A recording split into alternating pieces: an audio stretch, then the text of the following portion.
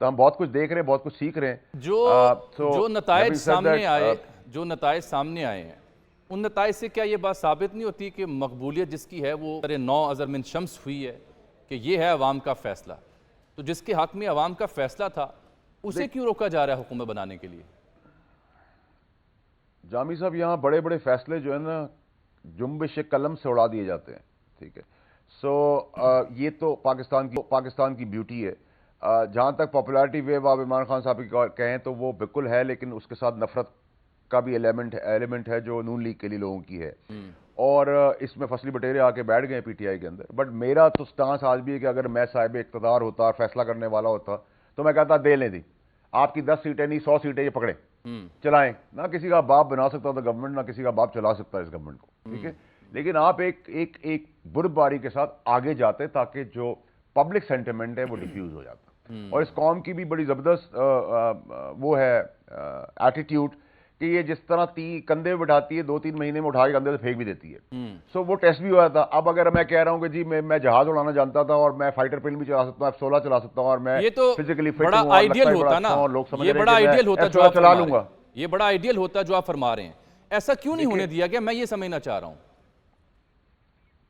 देखो, मसला ये है कि इक़्तिदार के जो दरिंदे हैं ना वो भूखे हैं।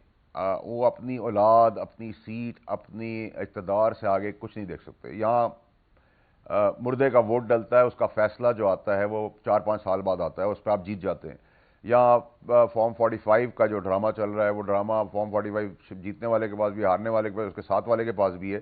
तो मैं बार बार कह रहा हूँ उसमें चने पकौड़े खाएं और एंजॉय करें। सर्दी का मौसम, इस्लामाबाद के अंदर बारिश भी चल रही है, फ्रेंच फ्राइज और केचप भी उसके अंदर डाल के खा लें। अगर आपको बहुत तकलीफ है तो फिर आप समोसे और चटनी खा लें। 2-4 को मिल जाएगा इंसाफ, जो रिकग्नाइज फेसेस हैं। बाकी धक्के खाते रहेंगे, फोरेंसिक होती रहेगी, फरसूदा निज़ाम है, रिफॉर्म्स हुए भी नहीं है, जुडिशल सिस्टम हमारा इन प्लेस नहीं है, भरोसा ही नहीं किसी को।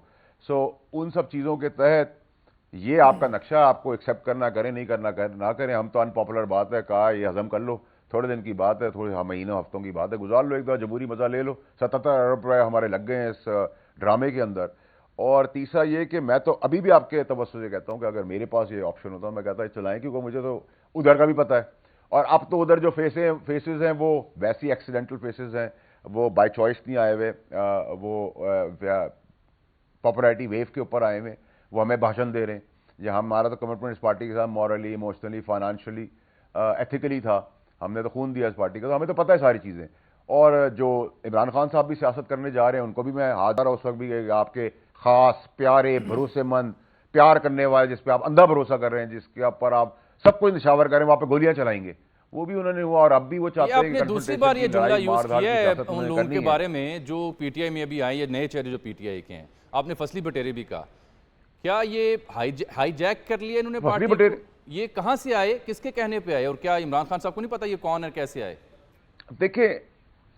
देखिए जामी साहब, इनमें बहुत सारे लोग अच्छे इंसान हैं। मैं हमेशा कहता हूँ मुसलमान हैं, शोएब साहब हैं या गौहर साहब हैं, स्पेशली बहुत ही अच्छे इंसान हैं।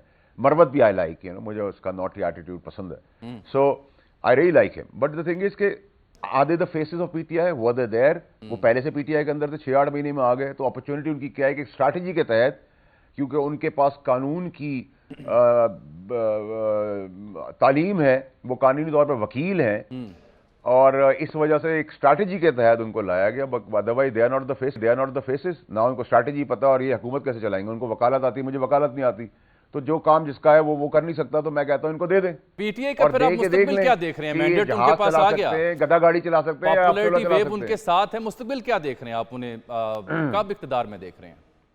देखिए, भुट्टो साहब भी बहुत पॉपुलर थे, क्या हुआ? नवाज शरीफ साहब भी बहुत पॉपुलर थे, क्या हुआ?